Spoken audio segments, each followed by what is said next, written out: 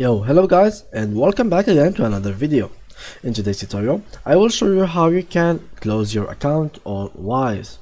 So first of all guys, what I need you to do is basically just open your Wise application on phone if you're using a phone or tablet, or just go ahead on your PC, open any kind of browser and open wise.com. So here is the website.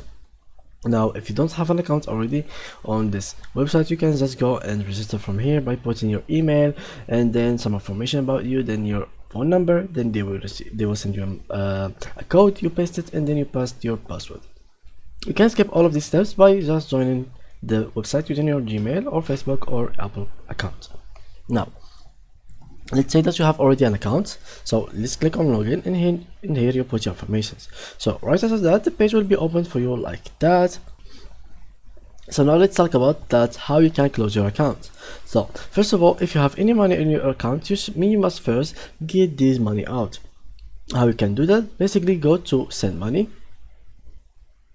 and basically just put the amount that you want to send it, continue, put the information, etc, and yeah, after that you must send the money to something else so the money will not be wasted. Now let's go back, and second thing, go to cards and make sure to delete all the cards that you have in here.